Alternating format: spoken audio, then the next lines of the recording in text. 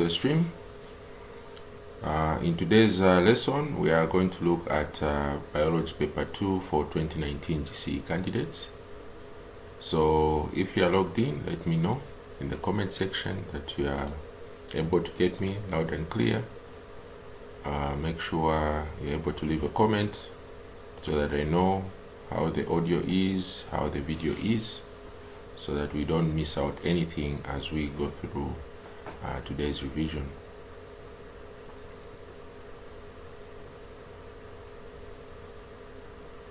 Okay. Alright, so simply waiting for you guys to log in. Okay, so today we've sort of started about 10 minutes off schedule. Something which I couldn't actually get into time. Alright, Rhoda, good evening to you too. Glad to see you are here. Alright, good evening to you too, Messi. Alright, that's good to see that you guys are here and you've been waiting. Great to see that you are logged in and ready for the paper today. So this evening we are going to look at Biology Paper 2 for 2019 GCE candidates. How's the audio and how's the video, so that I am able to tell before we start. Alright, Alex, good to see you. Gladys, okay. Edna, Andrew, Elizabeth, Ruth, glad to see you guys. Alright, good evening to you all guys. Good to see you guys. Great to see that you've been here. I hope you guys had a great day. Here in Lusaka it's quite very cold. I hope the different parts of Lusaka where you are faring much better. Otherwise it's very cold nowadays. Alright, okay, all clear. That's good to know. Alright, excellent work guys, that's very good. Alright, let's get in today's work. So let's shift to our paper now. So we are looking at 2019 Biology Paper 2 for GCE candidates. Alright, that's good to know. Alright guys, so let's get into our revision and go through this paper. So we'll start with question number 1. So question number 1 says figure 1.1 shows red blood cells placed in different solutions. We have cell A, cell B. So question A says state the type of solution in which each cell was placed.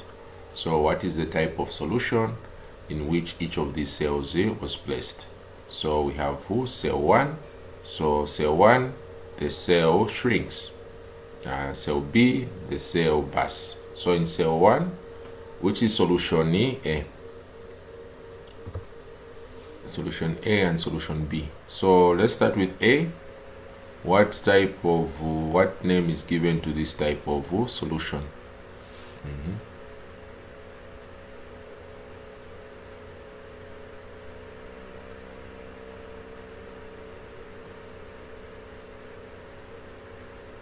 Excellent work guys. So the solution in which cells lose water, we call it a hypertonic solution. Excellent work guys. So cell A, that is a hypertonic solution. Well done guys, very good. How about cell B, where the cell bursts? When the cell is bursting, what is the solution?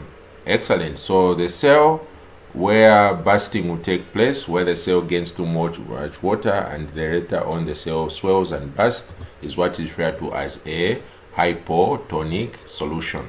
So it means that the solution had less salts compared to the cell.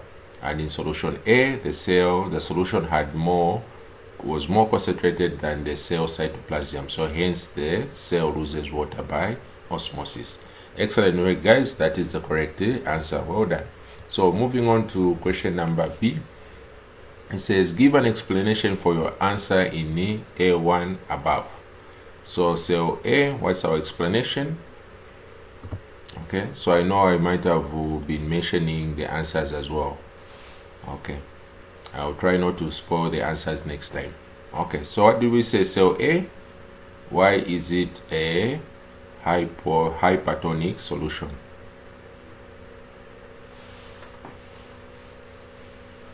Yes guys, very good. So we are saying this is a hypertonic solution because the cell lost water by osmosis causing the cell to shrink and causing cell lysis altogether. So the cell lost water by osmosis, causing the cell to shrink altogether. Then for B, what is the explanation for B?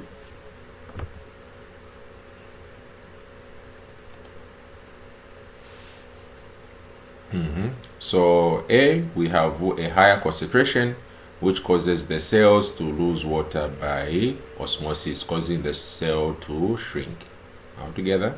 And for B, here the solution has a less concentration, so the cell gains water by osmosis, causing the cell to swell and burst, causing cell crenation altogether. So when the cell shrinks, we refer to that as cell, what did I write? Okay, it seems I might have swapped these terms. Alright guys, so let me edit this one. So when the cell is bursting, that is cell lysis. When it crenates, that is cell crenation. Alright, let me just edit these two terms so that we know that when the cell bursts, we call that cell lysis, because the lysis means to do what? To split. Then crenation, where it's crinkling up. Okay, all right, that's very good. Okay, so let me just edit this one. We're saying causing cell. Okay, so for A, we have cell crenation. All right, very good. And for B, that is where we have cell lysis. All right, very good. Okay, so these are our answers. We are saying A, the cell lost water by osmosis, causing the cell to shrink, causing cell crenation. Then B, the cell gained water by osmosis, causing the cell to swell and burst, causing cell lysis. Excellent work, guys. All right, that was very good. Great to see that you were able to answer this one correctly. Very good, yes. So B, we are saying it was placed in a dilute solution. A was placed in a concentrated what? Solution. Well done, guys. All right, moving on to question number 2. So we see we are already done with question number 1. So question number 1 was actually quite short and fast, isn't it? So I hope we managed to score that one nicely. So we are moving on to question number 2. So 2 has figure 2.1 shows parts of a rhizopas. We have parts labeled C, D, and E. That is our figure 2.1. Okay. A1, identify the parts labeled C and D. Okay. So what are part C, and D? So what is part C?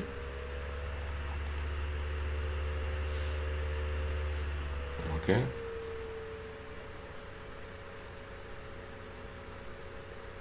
All right. Let me just check. We are saying the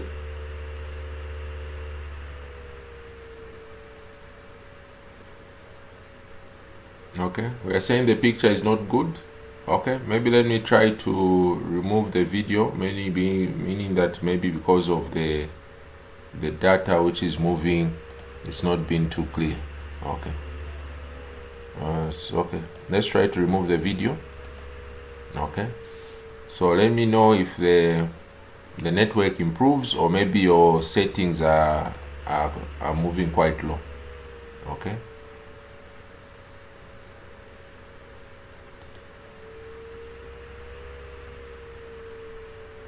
Okay, very good. So yes, excellent. So when you come to part C is actually the sporangium. Excellent. So part C is the sporangium. Well done. How about part D? Okay, C, very good. Excellent work, guys. Yes, C is the sporangium. D is the sporangiophore. Excellent work, guys. That is the part time. Very good, guys. So we are saying that here for part C is the sporangium, isn't it? Very good, which produces what? Spores. And D is the sporangiophore, which actually holds the sporangium in what? In place. Very good, guys. Moving on to A2, it says state the function of the part labeled E. Okay, so what is the function of part E?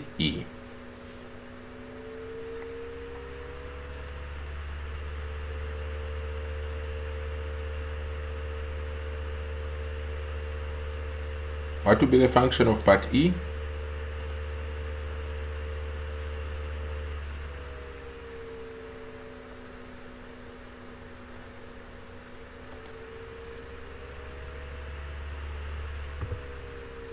Yes, guys, what's the function for part E? Okay, so remember part E is the rhizoids, eh? Okay, so what will be the function of the rhizoids?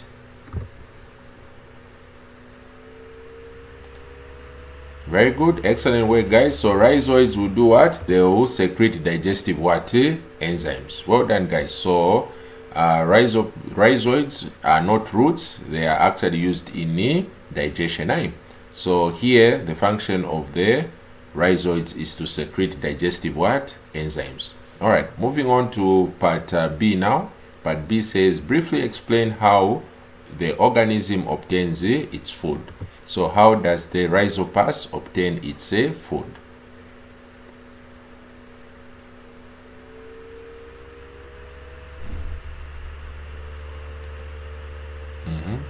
Very good. So very good. So for the rhizopus to obtain its food, the rhizoids will actually secrete digestive what? Enzymes altogether. So they will secrete digestive enzymes onto the substrate. So what will basically happen is that once the rhizoids secrete digestive enzymes into the substrate, the enzymes will digest the complex insoluble food into simpler soluble food substances. Then the digested food is then absorbed by the rhizoids by diffusion and active what? Transport. So that is how digestion occurs. So mean that the rhizopus, it will first secrete the enzymes outside its body. That's why we call this one extracellular what? Digestion. So the enzymes are produced outside. Then once the enzymes are outside, they will digest the food into soluble food substances. So for example, have you ever noticed that when a tomato starts rotting, before the tomato rots, it's nice and firm, but after a while when it starts rotting, it becomes very what? Soft. That is because the rhizopus enzymes are digesting the tomato, making it very soft, or the food becomes watery so that it can be absorbed by the rhizopus. So that's why you find that potatoes which are rotting, they will normally become very soft and watery because of the digestion taking place by the secreted enzymes from the rhizoids altogether. So this is how digestion takes place in the rhizopus.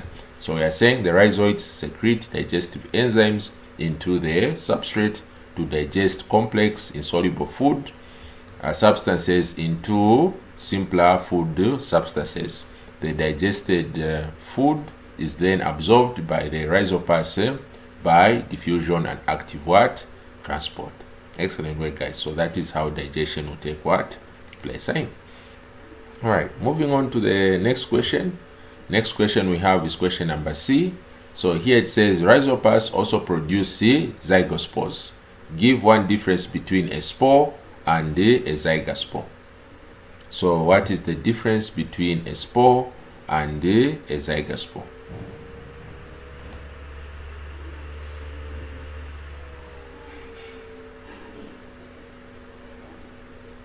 Yes, guys, what's the difference between a spore and a zygospore?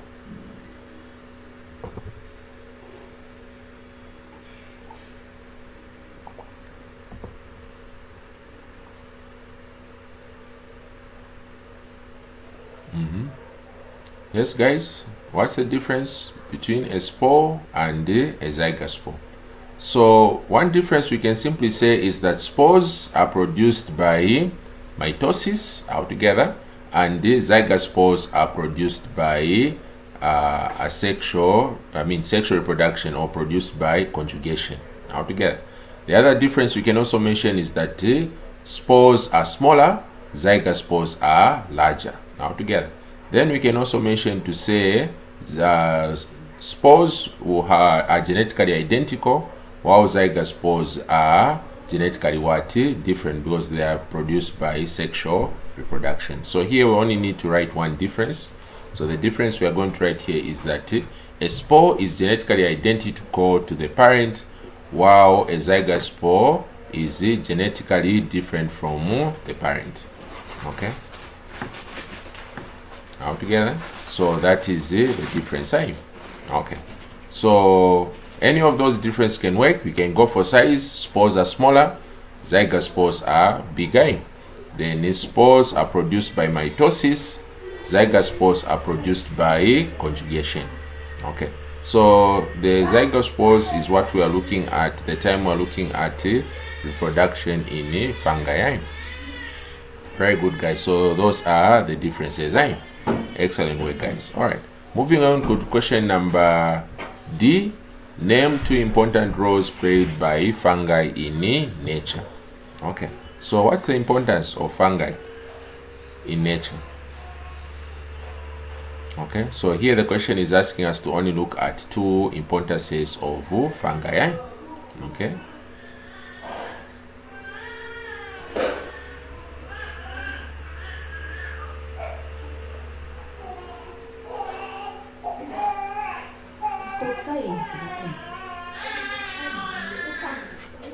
yes, guys. So what is the importance of fungi in nature?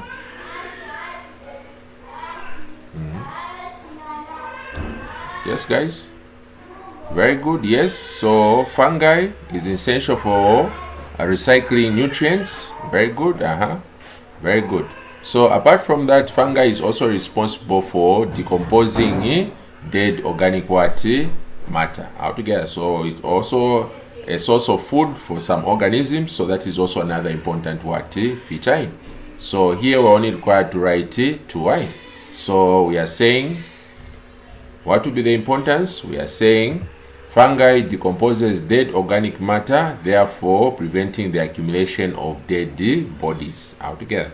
Then the other difference is that they play an important role in recycling nutrients such as carbon and nitrogen. Well done, guys. So this was question number 9, which was of course under saprophytic nutrition.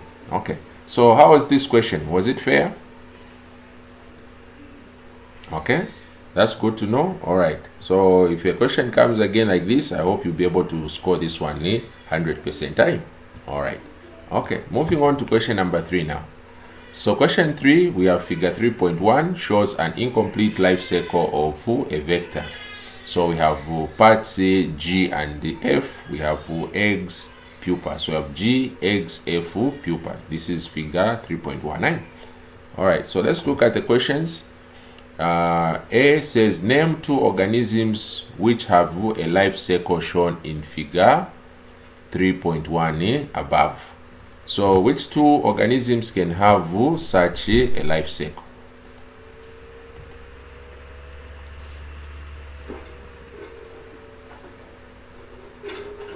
Okay, so which organisms have a life cycle which has 4 stages?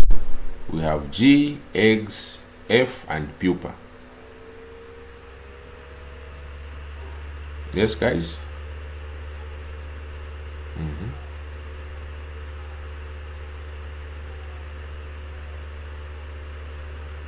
Excellent work, guys. So the two organisms which we can have, very good. Yes, we have the housefly and the mosquito. So we have the mosquito and the housefly. So these are the two organisms which have this life cycle. You can even go for a butterfly, you can even go for a grasshopper. All these have the same life cycle. So the mosquito, housefly. Then B, it says identify the stages labeled D, F, and G.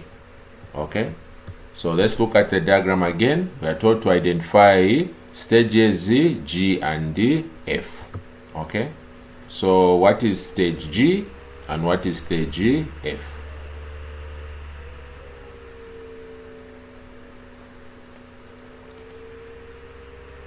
Okay, very good, guys. So what is stage G and what is stage F?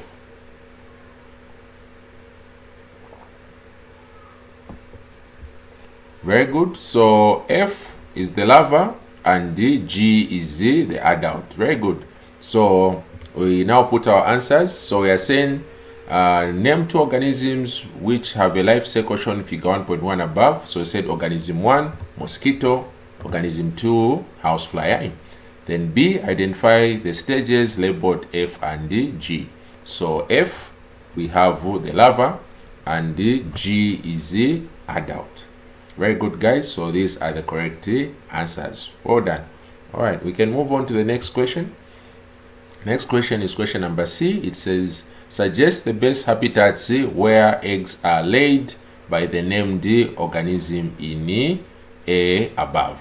So we have organism 1, which we say the mosquito. So where does the mosquito lay its eggs? And organism 2, which is the housefly. Okay, so where do these lay their eggs?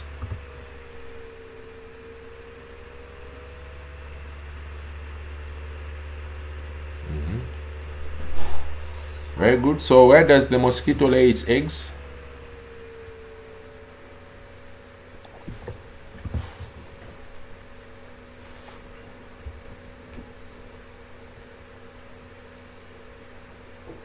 Okay, very good. So the mosquito, yes, will lay its eggs in water. Very good, Peter. How about the housefly? Where does it lay its eggs?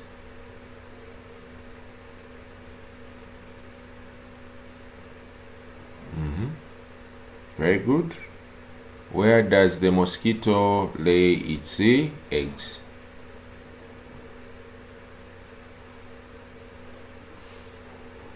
Yes, guys. Where is the mosquito laying its eggs? Stagnant water. Very good. Yes, that's good for being specific. Now we are on organism 2, which is the housefly. Where is it laying its eggs?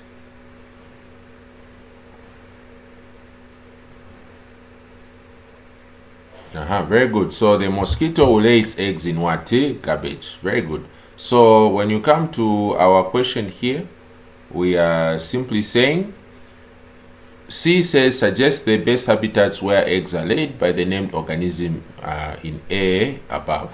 So organism 1, it will lay in stagnant water. Then the housefly will lay in dead organic matter, such as garbage, refuse, altogether, fecal matter. That is where it will lay its eggs in.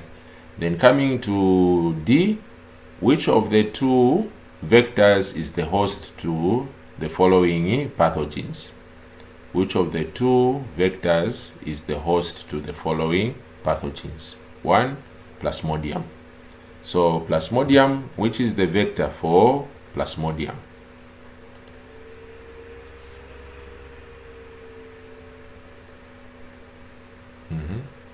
So what is the vector for Plasmodium?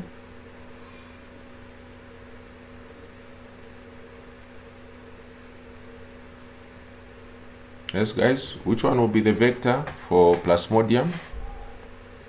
Okay, very good, guys. So Plasmodium, the vector is the Anopheles female mosquito. So the Anopheles female mosquito is the one which is the vector for the Plasmodium. So it's only the Anopheles mosquito. It's the only one which carries what? Plasmodium. Other types of mosquitoes don't carry malaria. So Plasmodium is mostly carried by the Anopheles female mosquito. Very good. Let's move to 2.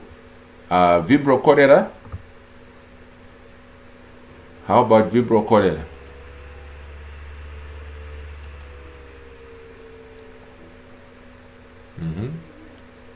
So number 2, female Vibrio cholera. Very good. Yes, Vibrio cholera will actually be, the vector is the housefly. Well done, guys. That is very good. So the housefly is the vector for Vibrio cholera. So the housefly transmits cholera. Anopheles female mosquito transmit what? Plasmodium. That's very good. All right, moving on to part E, which is the last question for question number 3. It says, explain why it is important to eradicate these 2 vectors of diseases. Why is it important to eradicate these 2 vectors? Why should we be killing mosquitoes and the houseflies? Yes, guys, why is it important to eradicate these vectors? Okay, so I hope the question is simple and the answer. Yes, guys? Very good. So it's important to eradicate these vectors because they are transmitting what? Diseases altogether. So to prevent the transmission of diseases. So that's why we eradicate mosquitoes and housefly, because we don't want them to be spreading plasmodium in case of the mosquito and the vibrio cholera in case of the housefly. So this is how we work. Work in terms of eradicating these diseases. So that's why we spend a lot of money on producing chemicals, producing medicine to treat these infections. All right. So how was this question? I hope this question wasn't too difficult. Okay. All right. That's good to know. All right. Very good. Okay, please let's keep it up. Really enjoying the energy you are giving in the chat today, guys. Please keep it up. Well done, guys. Please keep those comments coming. All right, moving on to question number 4 now. So question number 4, we have figure 4.1 shows a vertebra of a mammal. Figure 4.1 shows a vertebra of a mammal labeled I and H. So this is our figure 4.19. All right, so let's look at the questions now. So question 1 says identify the parts labeled H and I. Okay, identify the parts labeled H and I. So what is part H?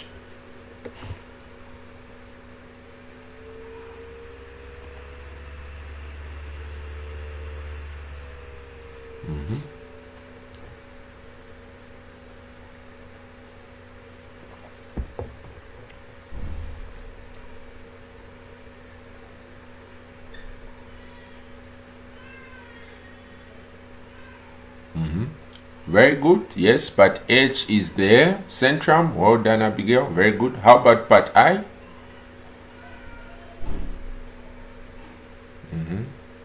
Yes, Sandra, centrum as well. Very good. Yes.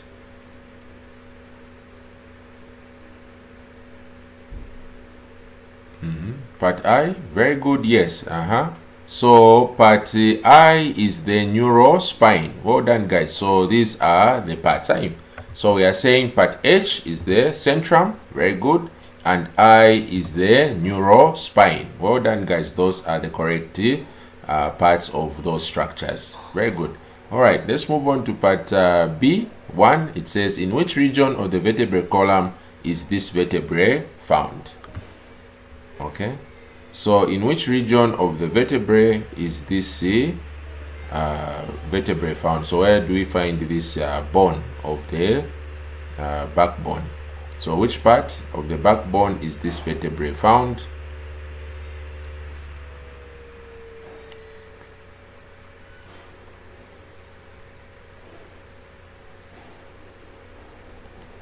Yes, guys, which part of the vertebrae is this bone found?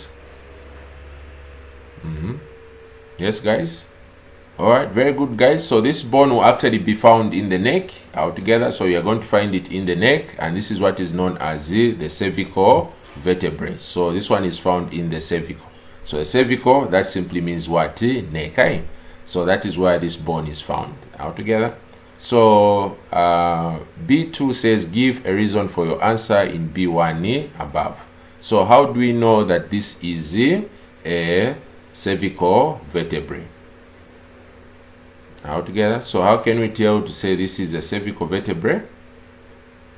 Okay, so let's go back to the structure. So how can we tell to say this is a cervical vertebrae? Very good. Yes, neck will be accepted. Very good. Neck region, that is correct. Okay, so there are two features which we can use to identify the neck vertebrae. So one, we can simply say that it has got a branched neurospine. So if you look at the neurospine there, it makes a VI. So it has a branched neurospine. Then apart from that, it has got hose in the transverse process, which are known as the transverse foramina. So it has got these hose. So in these hose, this is where blood vessels pass through and nerves to go to the brain.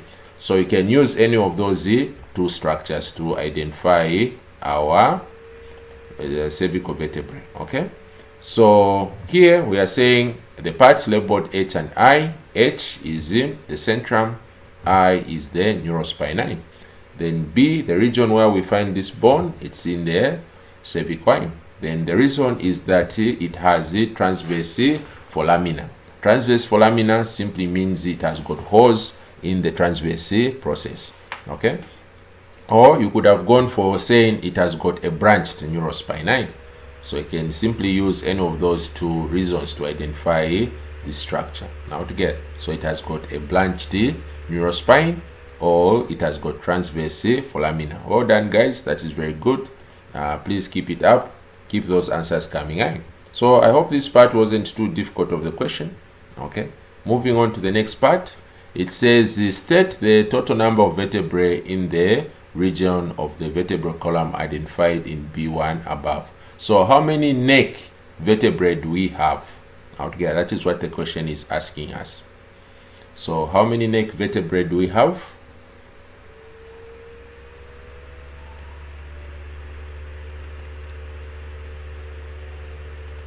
Yes, guys, how many neck vertebrae are there?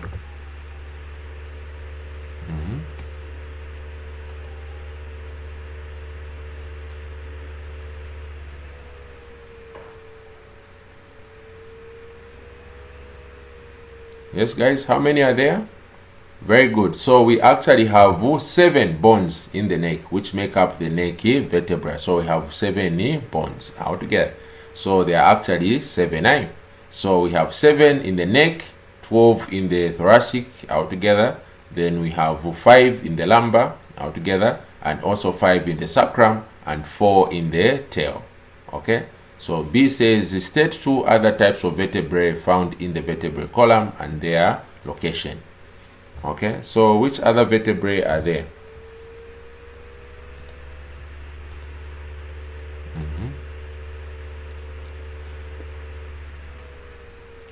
Very good, guys.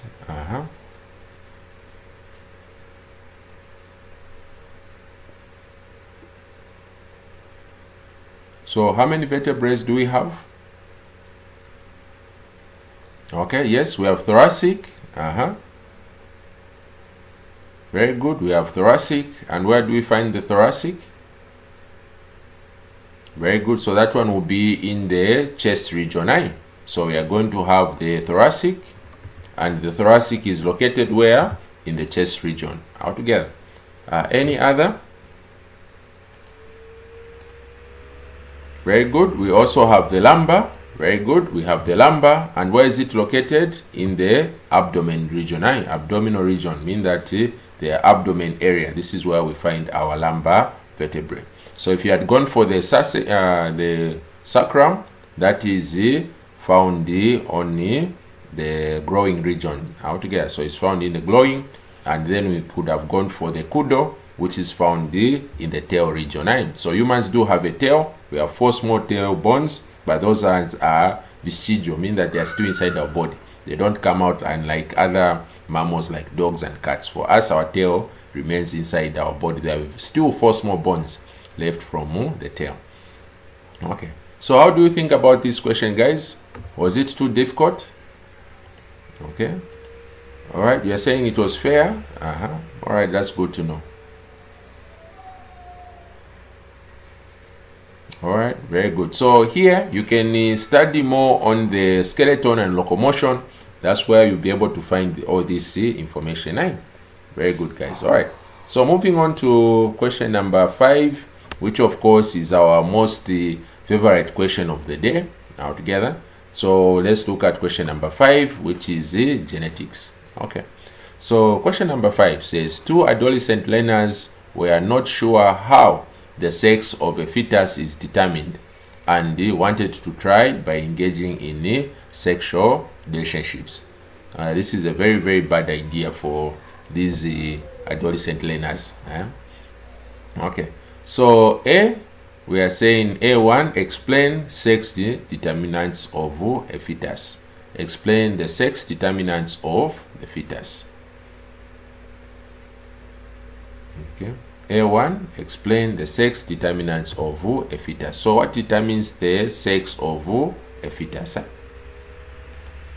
So instead of these learners engaging in sexual relations to find out how the fetus is formed,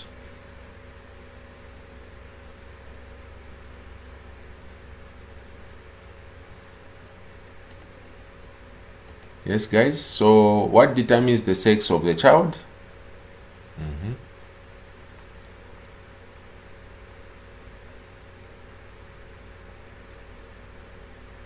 Very good, guys. So what determines the sex of a child? Very good, are sex chromosomes. Altogether, so the sex chromosomes are the ones which determine the what? The sex. So for a child to be born male, what are the chromosomes? What chromosomes are going to be there? The sex chromosomes for a child to be male. Yes, guys. Very good. So which chromosomes make a male child? Very good. It's XY altogether. And how about a female? Which chromosome set will make a female? Very good. Yes, that one is the XX. So we are saying sex in humans is determined by two sex chromosomes, X and Y altogether. A person with the genotype XX is a female, while a person with genotype XY is a male altogether. So XX, the individual becomes female, and the XY, the individual becomes what? Male altogether. All right, so let me just edit this one. I have if female. Okay, sorry, there was a typing error there. Let me just edit this part out. Okay. All right. All right.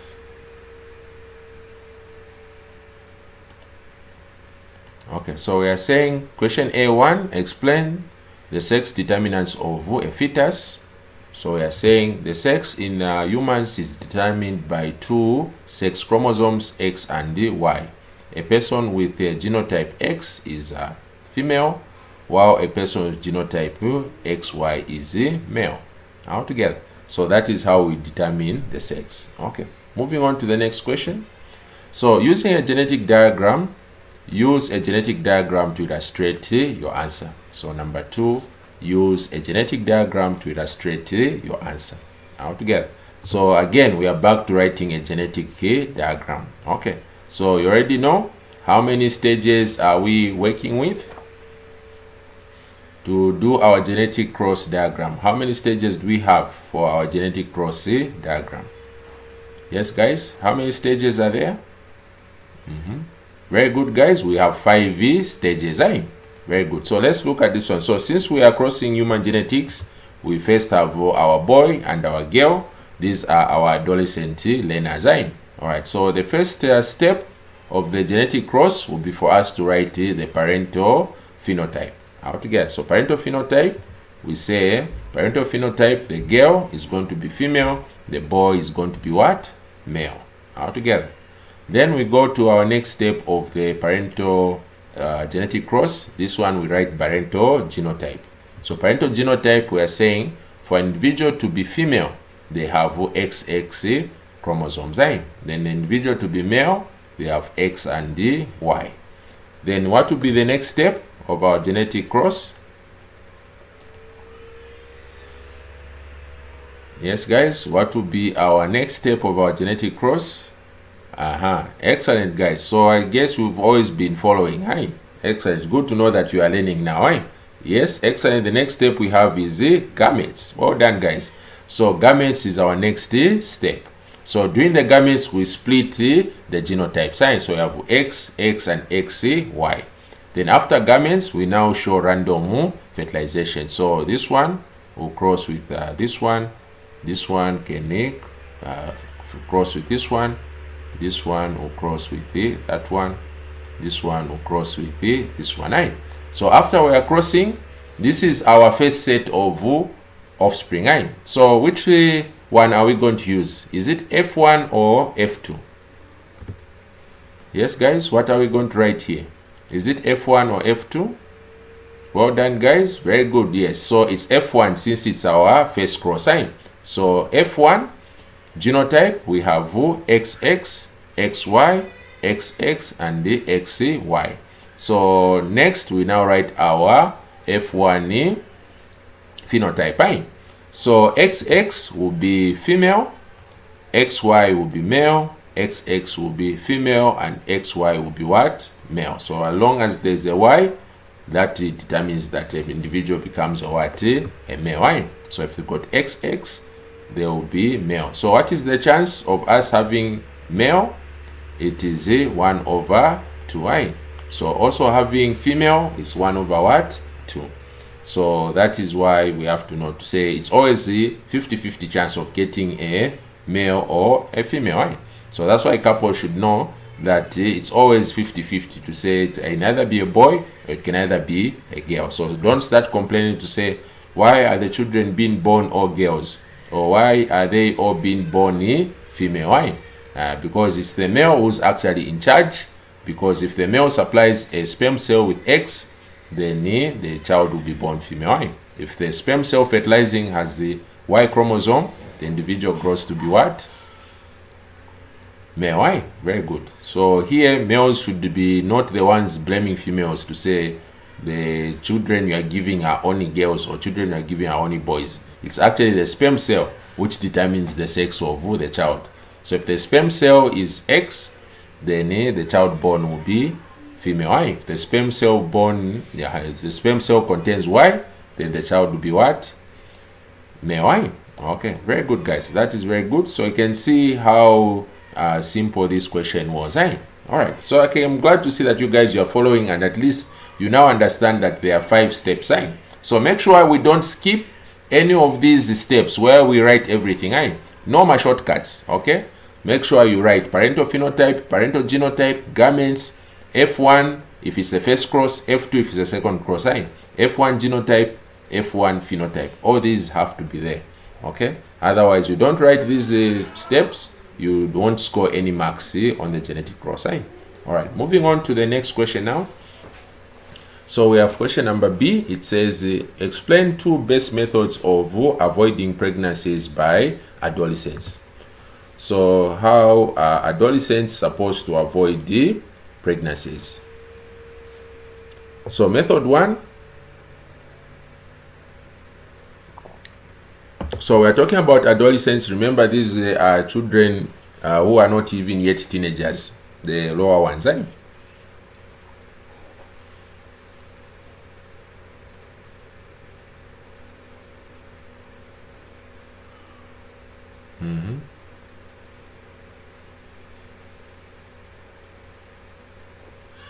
Yes, guys.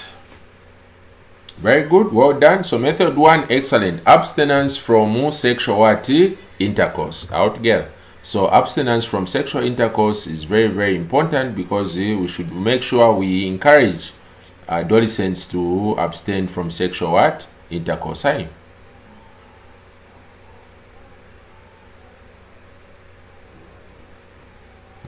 Very good. And what will be the next method? Okay.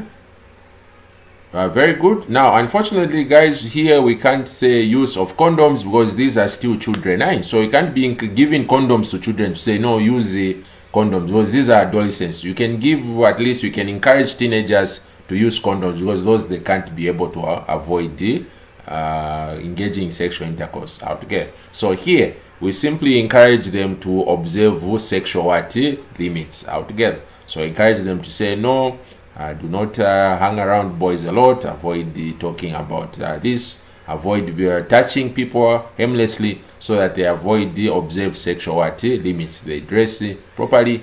This will all involve the observing of sexual limits altogether. So children have to be made clear on observing what sexual limits. So unfortunately here we can't go for condoms because you can't be giving grade 2 children or grade 5 children to say, here, go and use condoms. Okay, so there we say observing sexual limits. Okay, I know this part was a bit tricky for everyone, but overall, how do you think the question was? Okay. All right. Okay, so, all right, very good.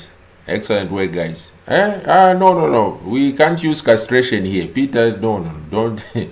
We can't use such methods, no. Okay. All right. So please, let's make sure we are encouraging abstinence of sexual intercourse, and also encourage adolescents to observe their sexual limits. Very good. All right, guys, that is a good aim. All right, so we are done with section A. Let's move on to section B now. So section B, we are going to answer any 3 questions. All questions should be in sentences form and in paragraphs. Okay, so we have question A. It says define homeostasis. So what is homeostasis?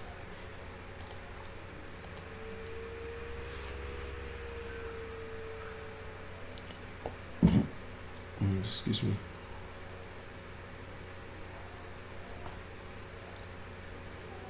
Yes, guys, what is homeostasis? Very good. So when you come to homeostasis, this is the maintenance and regulation of a constant internal environment in the body of a living organism altogether. Then B, it says explain the role of the following organs in homeostasis altogether. So what does the kidney help to maintain in the body? Yes, guys, what does the kidney help to maintain? Because we've said the homeostasis is the regulation and control. So what does the kidney control in our bodies? Yes, guys, very good. So the kidney will actually maintain water levels as well as the salt levels altogether. So it has 2 works. It is involved in osmoregulation altogether and also maintenance of salt levels. How about the liver? What does the liver help to maintain? Very good. So what is the liver helping to maintain in homeostasis? Very good, guys. So the liver will actually work in maintaining sugar levels. So blood sugar levels are controlled by the liver. Well done, guys. So the liver will maintain blood sugar levels. Then for C, it says describe how the skin reduces the loss of heat from the body. So now that it's cold, how is our skin helping us to keep warm? Especially these days, it's really been freezing. So how is our skin helping us to keep warm? Very good, guys. So here we have erectile muscles are contracting to raise the hairs. Yes, very good. Apart from that, are we sweating? Guys, are we sweating? No, we are not sweating. So mean that the sweat glands are inactive. Very good, guys. So here the skin sweat glands become inactive to avoid the sweating. Then when you look at your skin, are you able to see your veins? So we normally can't see our veins because it's very cold. So mean that vasoconstriction is taking place. The veins have moved away from the surface of the skin. Excellent, guys. So let's now represent our answers in essays. So we are saying A, homeostasis is the regulation and maintenance of a constant internal environment of a living organism. So homeostasis is under the control of the hypothalamus, part of the brain. Organs involved in homeostasis are kidneys, skin, and the liver. Altogether. Then B, we are saying the kidney plays an important role in the osmoregulation. Osmoregulation is the regulation of water levels in body fluids. Osmoregulation takes place in the loop of Henle.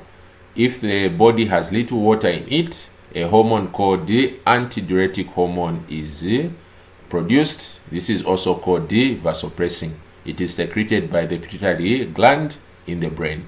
It causes water to be absorbed from the glomerulus filtrate into the surrounding cell. This results in the production of small volumes of concentrated urine. But if the body has enough water, ADH is not secreted and huge volumes of dilute urine are produced altogether. So that is how osmoregulation is taking place. So we find that now that our body has too much water, since we are not sweating, we are urinating a lot of time. That's why we find that this is because our bodies are not releasing ADH. All right. So when the amount of sodium ions in blood is low, the adrenal glands secrete aldosterone hormone, which causes the distal convoluted tube to reabsorb more sodium ions into the bloodstream. When the concentration of sodium ions is adequate, adrenal glands are less stimulated, hence less iodine ions are reabsorbed, and that is how the kidney helps in balancing salt levels or iodine ions. So to balance water, we need the hormone ADH. To balance salts, we need the hormone aldosterone. Excellent way, guys. All right, next we talk about the liver now. The liver plays an important role in regulation of blood sugar. When the amount of glucose rises above 90 milligrams per 100 ml of blood, the pancreas produces the hormone insulin, which stimulates the liver cells to oxidize glucose to release energy. It converts glucose to insoluble glycogen, which is stored in the liver and the muscles.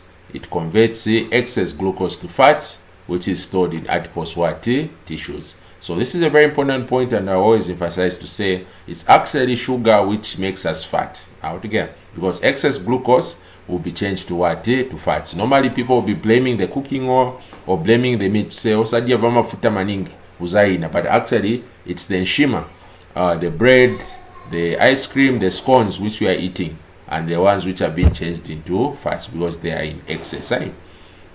Okay, so when the amount of glucose in blood drops below 90 milligrams per 100 milliliters of blood, the liver secretes the hormone glucagon, which stimulates the liver to break down glycogen into soluble glucose. It converts amino acids and fats into glucose. So that is how the liver helps us to balance the amount of glucose levels in blood altogether by using two hormones, insulin and the glucagon.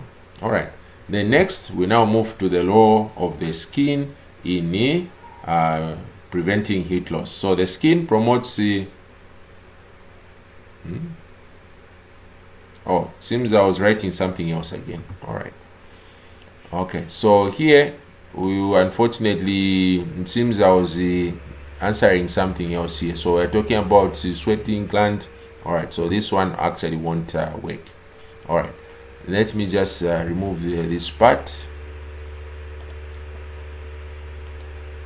Okay, so these were not the solutions, unfortunately. So this is talking about the losing heat.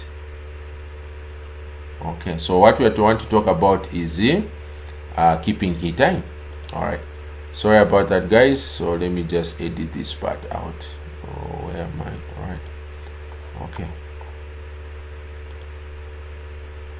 This regulation, liver. Okay. Okay.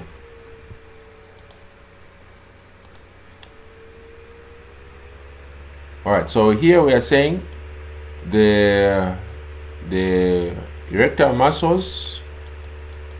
So erectile muscles will contract. Okay, all together. So we'll contract, and this will raise the hairs. Okay, so body hairs will be raised all together. Then we are saying we have shunt vessels open. So shunt vessels open.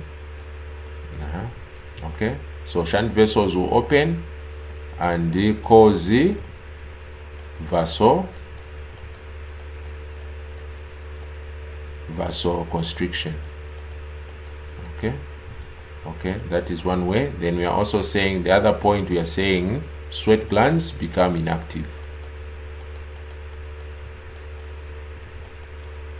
Okay, become inactive. Okay, seems I was really moving fast when I was preparing these answers. Okay, all right, so next time I will try to counter check before I move on. Seems I was quite busy today. All right, sorry about that inconvenience, guys. So those are the main things to remember. Erectile muscles contract, raising the hairs. Shunt vessels open, causing vasoconstriction, and sweat glands become what? Inactive. So no sweating will take what? Place. All right, moving on to question number 7. So question 7 says distinguish between open and closed blood circulatory systems. B, give named examples. Explain the terms single and double circulation. Then C, compare and contrast the structure and functions of arteries and the veins. Okay. Yes, guys. So what is open circulation and what is closed circulation?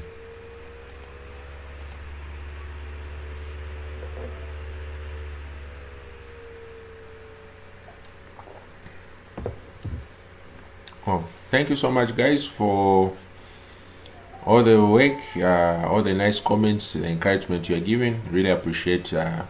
It really keeps me going. All right, guys. So we are on open and closed circulatory system. Okay. So open circulatory system, blood will actually flow into an open cavity altogether, while closed circulatory system, blood flows continuously in blood vessels. Very good, guys. Okay. So next we have examples. So where do we find the single circulation? In which animals have single circulation and which animals have double circulation?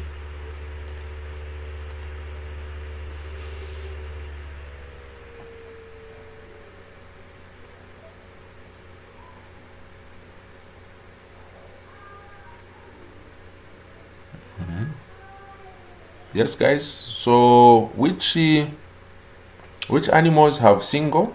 Very good. So single circulation, you are going to find it in fish altogether. Then double circulation, you are going to find it in humans altogether. Okay.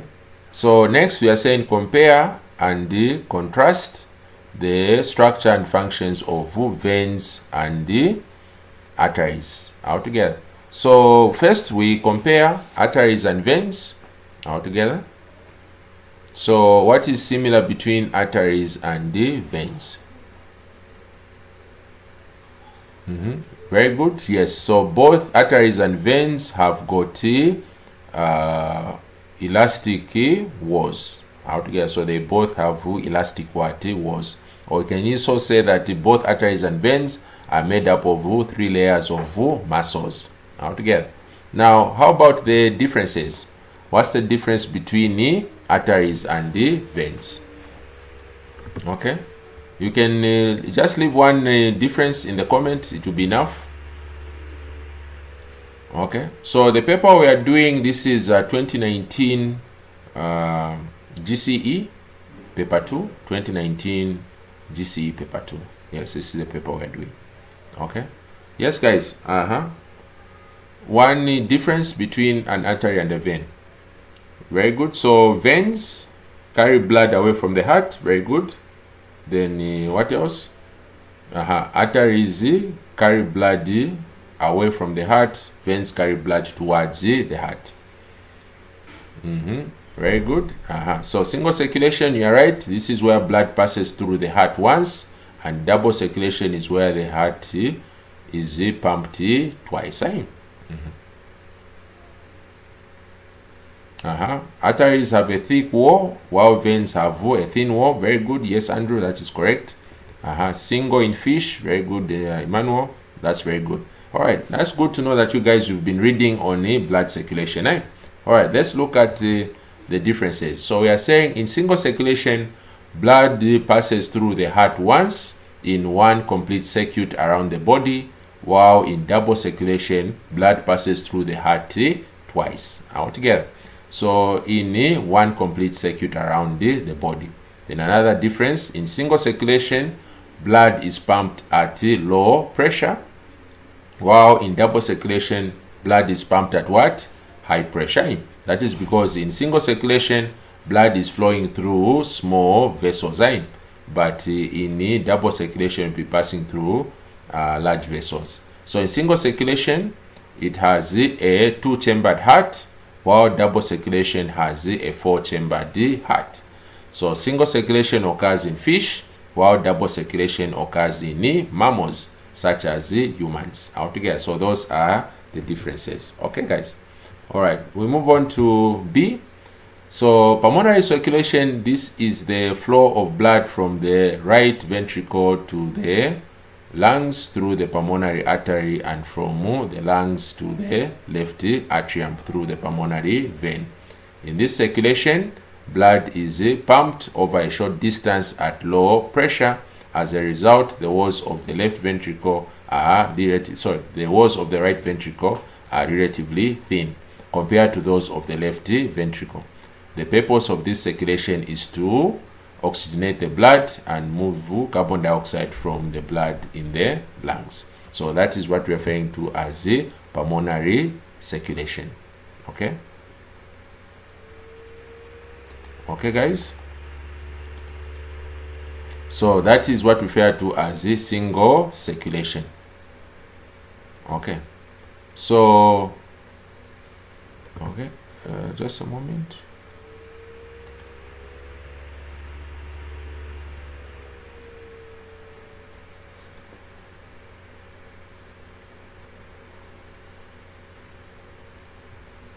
Okay. All right. So here, I think for question number, where am I? Question number B. So we have open and closed. Okay. So it seems like seems that today I was just too tired. Okay. All right. So what has happened is that I've put the points for this one. Single and double circulation is supposed to come where? Number BI. Okay. So let's do this. All right. No. Okay. So let me just make this correction quickly. Okay. So I'm supposed to have this at B. Okay. Then this one. So A. This part I've not. I think did I answer this one? Okay. Let's see. Single and double circulation. Okay. So no, this one was not yet answered. So okay. So part A, we'll remove this one. Okay. All right. I'll bring this one down. Okay. What else am I removing? Okay. This as well. Okay. All right. So let's go back to our slide. Let me just edit this part out. Sorry for the inconvenience, guys. All right. So the part for single circulation and double circulation, these solutions are for part B. Now the answers for part A, this is where we have open, very good, and the closed line. Okay, so this is the part which I might have left out. So we are saying open. So here blood will leave the blood vessels. So we are going to have blood leaving the blood vessels. Okay, so blood moves out of the vessels while this one will continuously flow in the blood vessels.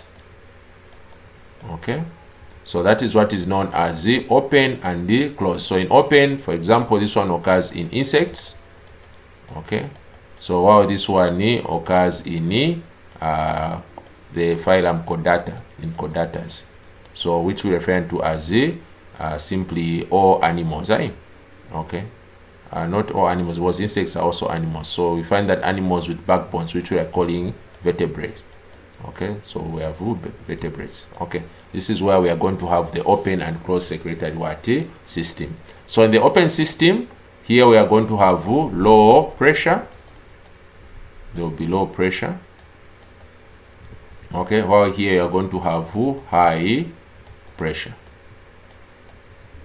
Okay, so apart from that, here we are going to have no red blood cells. Okay, while here we are going to have red blood cells. So that's why you find that, for example, when you kill a mosquito or you kill a grasshopper, normally you don't see any blood. Have you ever noticed that? That is because insects have no red blood cells. They've got blood cells but no red blood cells ones. So that's why you find that these ones, basically, for them, all the diffusion will take place. Oh, sorry, I forgot to change the camera and I'm busy talking to myself. Sorry about that, guys. All right, so I was thinking I was explaining to you guys, but so what I was writing. So okay, what I was writing here was simply open circulation and closed circulation. Forgive my handwriting. So I'm saying in open circulation we are going to have blood will leave the blood vessels. So this one comes out. So it will move out of blood vessels, while this one will flow in blood vessels. Then open circulation is found in insects altogether, while closed circulation is found in vertebrates. Then open circulation has got low pressure, while closed circulation has high pressure. Then open circulation has no red blood cells, closed circulation has the red blood cells. Okay, guys, so that's why I was saying that when you crush an insect, you kill your mosquito, no blood comes out. Only maybe, for example, if it has eaten you, yes, when you kill it you see blood, but a mosquito on its own, when you crush it, it does not produce any blood, because there are no red blood cells inside the mosquito, because these ones have an open circulatory system. All right, so I hope that clears the part on our open and closed circulatory system. Okay, so next we talked about single and the double circulation. Okay, so single circulation and we have double circulation. Then the next part is C, which talks about the differences between arteries and the veins.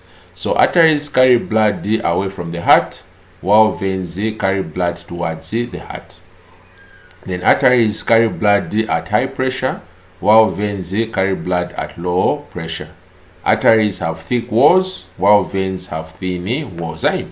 Arteries have narrow lumen, meaning that the lumen is actually smaller, but for the veins, the lumen is actually wider. So in arteries, we have no valves, since the pressure from the heart is enough to keep blood moving in one direction, while veins have valves because blood is flowing at low pressure. Then arteries all carry deoxygenated blood except the pulmonary artery, while all veins carry deoxygenated blood except the pulmonary vein. Then arteries appear round in close section, but while veins appear oval like an egg in a cross section. So then arteries are located deep inside the skin, while veins are located near the surface of the skin. Okay, guys, so these are the differences which we have between our arteries and the veins. Okay, guys. All right, so that answers question number, this is question number what, 7, I think. Very good. So how was this question? Was it too difficult?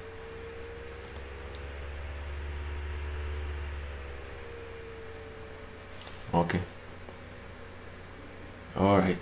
Yes, guys. So how was this question? I hope it's clear. Oh, sorry about later on for not putting the screen when I was writing earlier. Sorry about that, guys, because it's difficult for me to have noticed that the screen I was showing you guys was not the correct screen. But thank you for pointing that out. I hope that is clear. All right. So next we go to question number 8. Okay, so question number 8 was quite interesting. So this one says describe sexual feelings. B, explain the causes of sexual feelings. Then C, state the consequences of acting on sexual feelings without proper planning.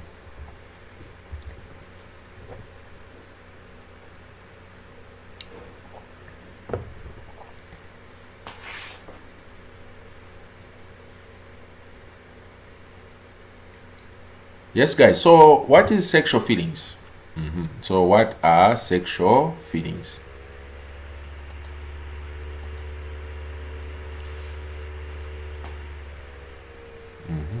Oh, sorry, I hope the network is still holding up, guys. So don't worry, we are almost done. Just 2 more questions to go. Okay, I think we've been broadcasting for 1 hour 10 minutes right now. Okay, let me not spend too much time. I hope that is still okay.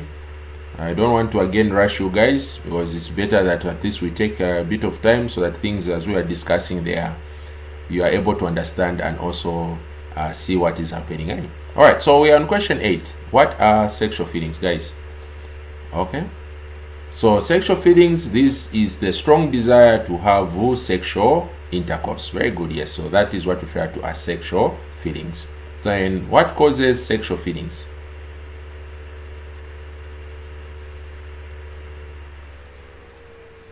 Yes, guys, so what causes sexual feelings?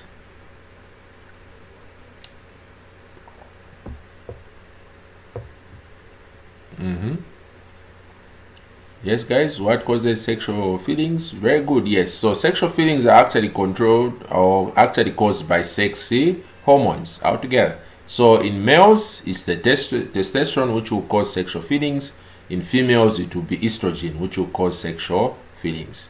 Then, of course, we have external factors like, for example, pornographic materials altogether, sex talks with peers, that is one of them. Naked advertisements. So for example, if you are buying, for example, you are looking at magazines, for example, Victoria's Secrets, there's a models who's wearing underwear, you find that someone might have sexual feelings altogether. Then C, what are the consequences of acting on sexual feelings without proper planning? So where, for example, sexual feelings just come without you knowing, say right there and there, it happens without you planning about it. What can actually happen?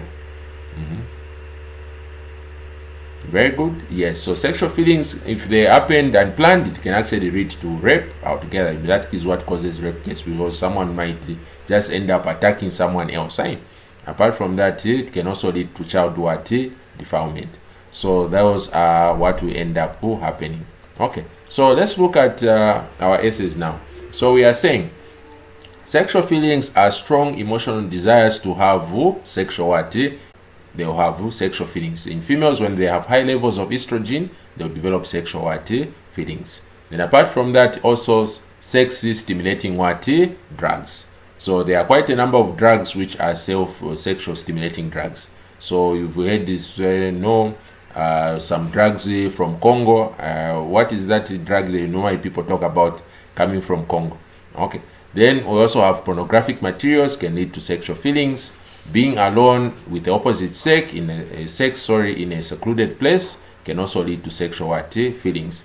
Inappropriate touching and hugging. Nude advertisements. So where, for example, there are people advertising maybe perfume, or maybe they're advertising soap altogether. So you find that the person might be, for example, not properly dressed. Then apart from that, also romantic songs. I don't know if these are romantic songs. For example, you're listening to Cardi B, or who else? Meg Thee Stallion, busy there dancing in their songs altogether. So you find that those songs, they are busy talking about very, very serious issues that can lead to sexual feelings. Also movies altogether. So you find you are watching movies. I don't know which movies you are watching. Whether it's for example, most of the times you find that in movies you are busy watching there nicely, all of a sudden the scenes actually starts changing. Then that can actually lead to sexual feelings. Then apart from that, also sex talks with the peers.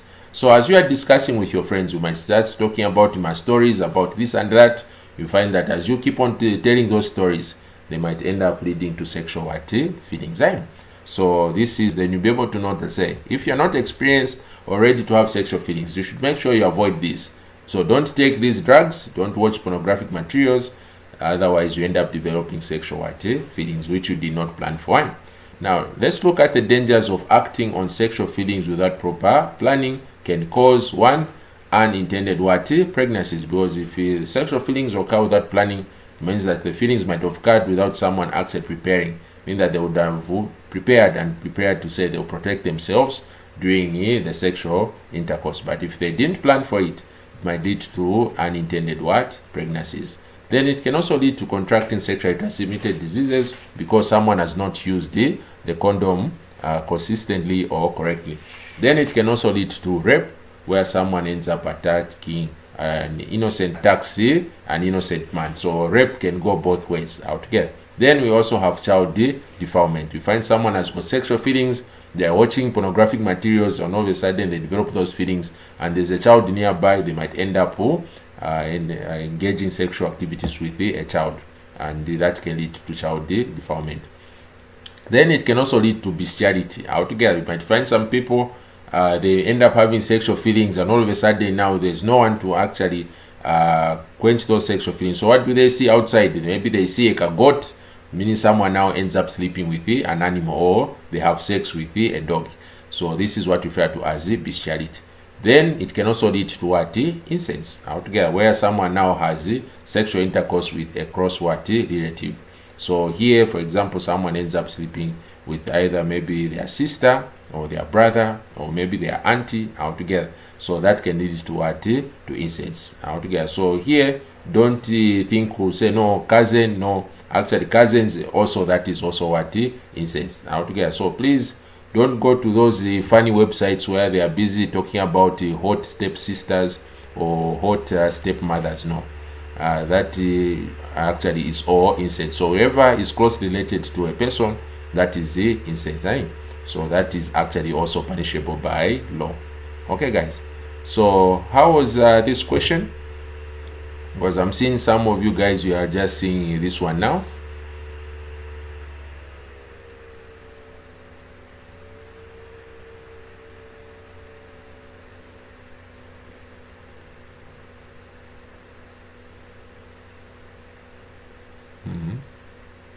Okay, very good. So I hope this question was okay. Very good, guys. All right, so next we go to question number 9. So question number 9 says, giving examples in each, define the following types of drugs. 1, therapeutic drugs. 2, narcotic drugs. C, recreation drugs. Then B, suggest the dangers which might result from abusing drugs to change body image. Okay.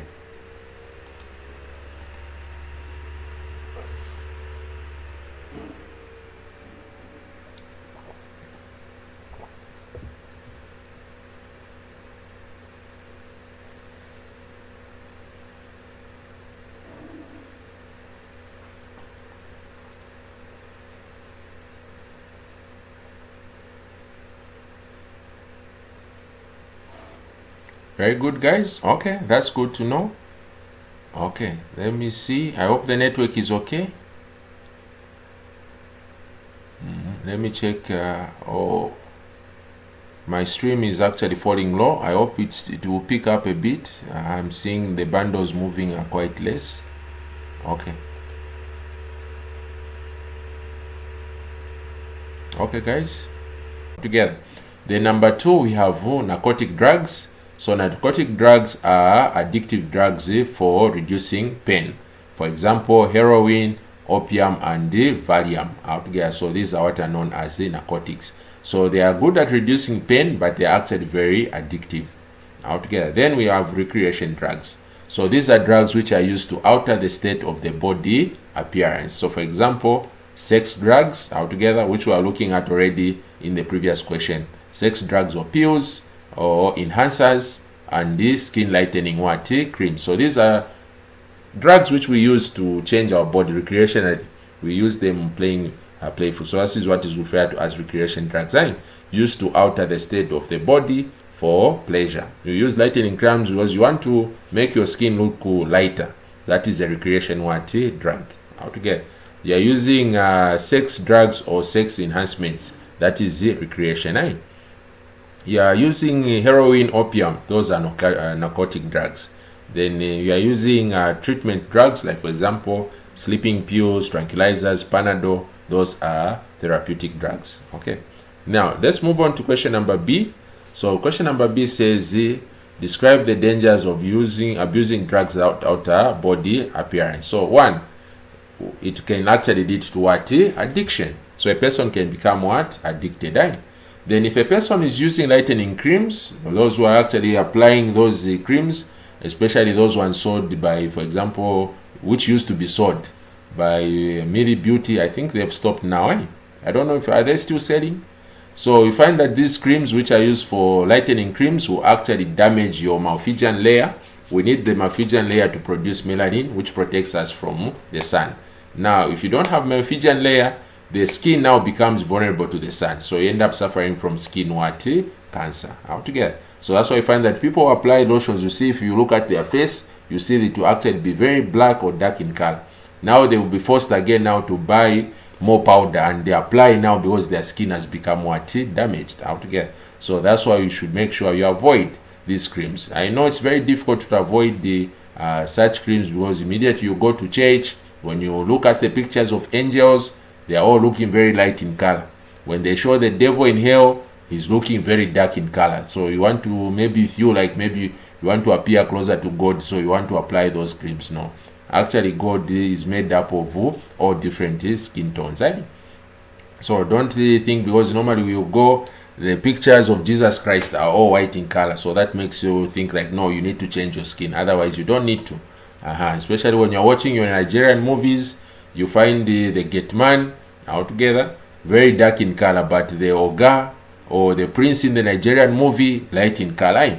But those guys who be coming to steal or kidnap the princess will be very dark in color. So that's why you find that maybe there's something wrong with his skin. No, there's nothing wrong with our skin color. Our skin color is fine. It's just that people are the ones telling these stories to make us appear as if we are always the bad guys in movies. So I hope some of you guys, when you start writing movies for ZMBC or we start making movies in Zambia, I hope one day you'll be choosing the darkest person to be the richest in the movie altogether. So then you make those guys with lighter skin color at least to be maybe the bad guys, so that we at least also try to change the narrative of the stories. All right, let me not go too far about talking about skin. All right, back to drugs. So drugs like steroids altogether, hip enlargement or penis enlargement creams. This is where we find people saying, no, makwala my hips, or penis enlargement, especially for our traditional doctors.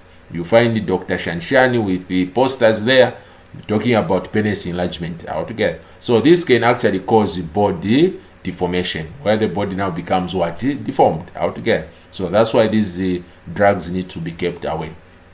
So your body grows the way it needs to grow, so don't go about and trying to enlarge things. Otherwise, things are growing the way they need to grow according to our genetics and according to our nutrition. Then apart from that, weight reduction pills can also lead to eating disorders, especially where you find we have weight loss tablets. Those can end up leading you to eating disorder. So you might end up developing an eating disorder altogether. So where, for example, some people immediately they try to eat, they think as if they've become too fat, so they'll try to do to vomit altogether. So they end up vomiting the food out. So then they'll be thinking that they are too fat, so they end up vomiting and end up becoming skinny altogether. So the other people also eat too much because they think to say no, when they eat they feel better, so they end up becoming obese. So that's why we shouldn't be abusing these drugs. Otherwise, we are all different from each other. So this is how we basically have to make sure we avoid the abusing of drugs which actually change our appearance. So I know it's quite difficult, especially for Africa. It's time we actually woke up and understand why our skin and why it is that we might feel bad about our skin. It's because of the movies we are watching, the message we are reading altogether. So that is affecting how we feel, because the media will actually mention to say, no, if you don't appear like Beyonce, mean that you don't look nice, or if you don't have a six-pack, then you don't look handsome. So you are forced now to go to the gym and try to have a six-pack. Otherwise, the six-pack are for people who are actually starving, because they don't have enough fats, because those you need to have some fat layer in your stomach to serve as an energy storage. Okay, so that's why don't go about and say until you burn all the fat in your body, then you feel nice. Otherwise, it actually damages your body.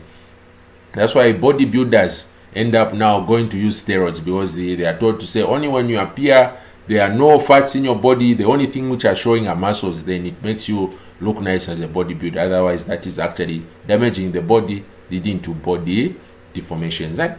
Okay, so I hope this question was also a nice question and you enjoyed this one as well.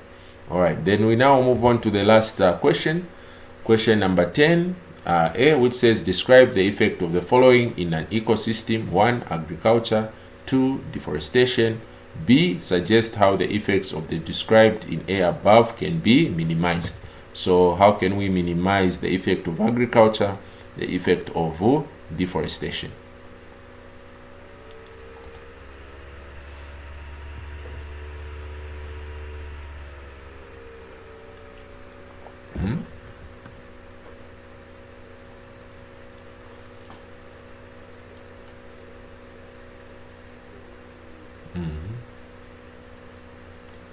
Are we together, guys?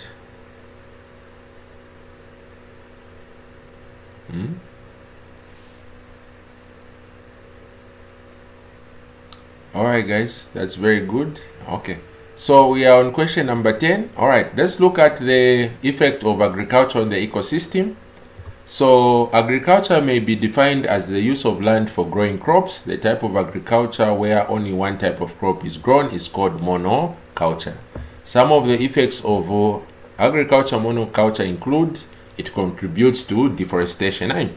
So we find that if people want to have a big farm, they will cut down the forest so that they create room for growing crops and rearing livestock. So that's why we find that, for example, in Brazil, the rainforest is being cut, the Amazon rainforest is being cut to create room for growing crops such as soybeans, which they need to sell to China. Because this time, I think you've seen this time at soybeans, I don't know how much is it now per 50 kg.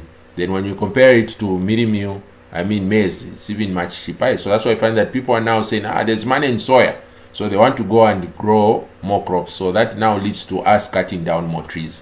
Then the clearance of the forest for agriculture leads to reduction in biodiversity, because you are cutting down all these different trees, and those trees are actually home to different animals. So since there's no forest, those animals need to move away. The snakes will actually move away, the birds, everything. So the ecosystem gets disturbed.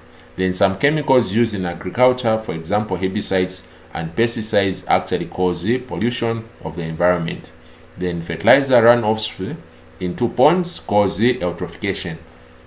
This is where the pond becomes green in color.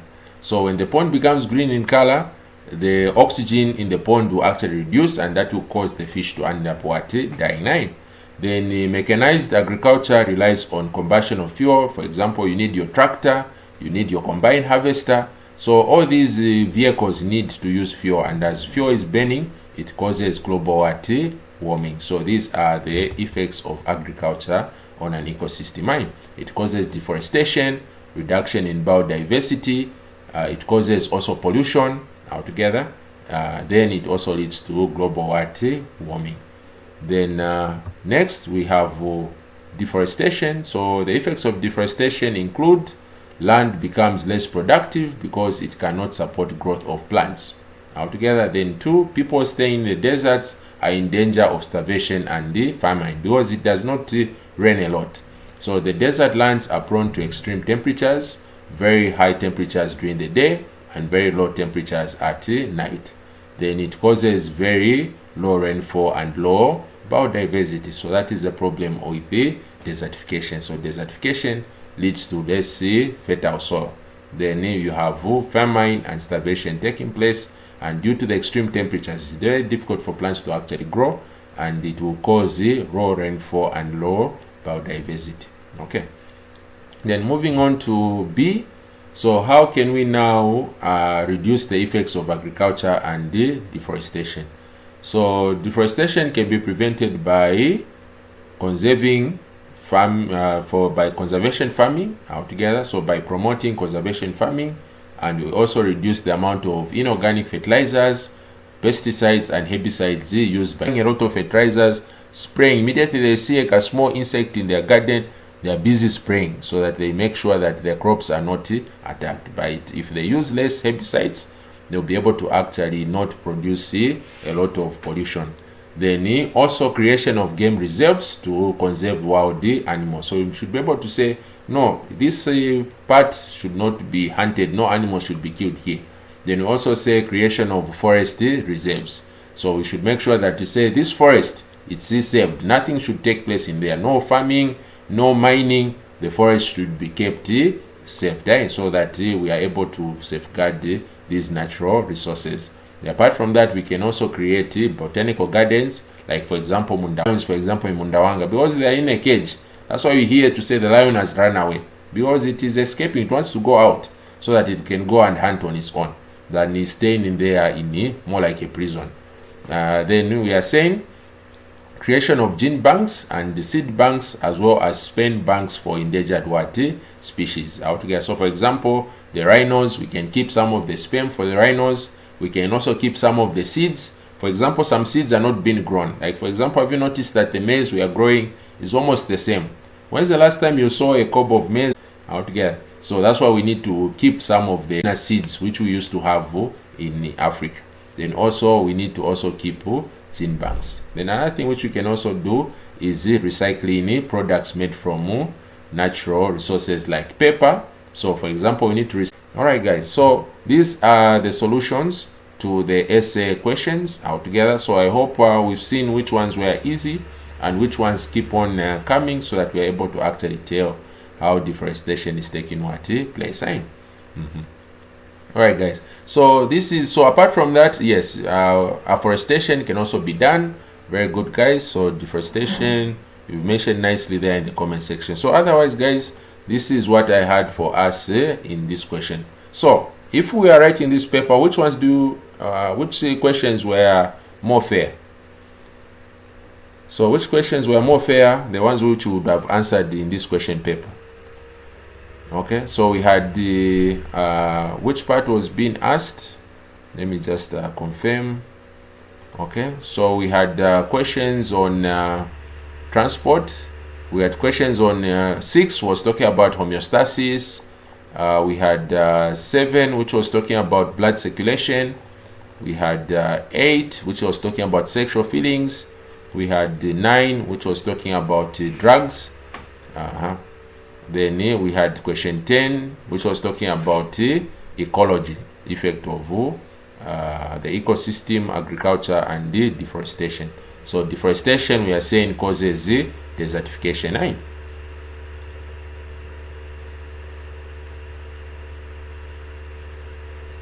Okay. So once we are done answering, make sure we follow this key here. Enter the number of section questions you have answered in the grid at the bottom right corner of this paper. So if you are the one answering, which ones would you have answered?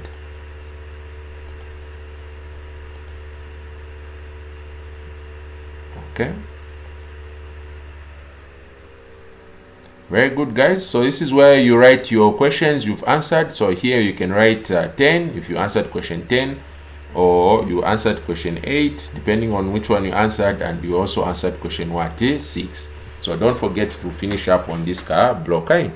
Alright guys, so this is what I had for you today, and thank you guys so much for watching. Really appreciate all the comments you are leaving in the comment section. Otherwise, well done guys, really appreciated you, and thank you for sticking all the way up to the end. I know network usually when we start reaching the end, it starts becoming slower. So I don't know if there are always a lot of people who start browsing at 21 hours, because that is when we normally have fewer network. Okay, so yeah, those were very good combinations of questions which we could have answered. Okay, very good guys. So thank you so much guys for watching. Otherwise, really appreciated your company, and really enjoyed the energy you are giving in the chats box there, and really appreciate all the work done. So tomorrow we're supposed to look at 2020 paper, but after looking at the number of mistakes which I've actually done today, I've not been too happy with the number of mistakes which have actually occurred. So I would like to actually have more time tomorrow to prepare, so meaning that maybe tomorrow we might not have our lesson. We'll actually have it the following day, so that at least tomorrow I can make sure that the paper has no mistakes, so that I can even have time to go through again and see that all the answers I've typed are the correct one, there are no spelling mistakes and the like, so that we are able to move faster through the paper. So make sure that before you log out, make sure at least you give the video a like guys, and make sure you always leave a comment in the comment section. So thank you so much guys for watching. Really appreciated you being with me all the way to the end. Shows that at least we've been following and listening to all the work we have done. So I hope we are making progress and things are becoming easier as we keep on revising. Alright, so for tomorrow I think we don't have any lesson, but I'll see you guys on the following day. So thank you so much guys for watching. Make sure you give it a like, and please enjoy the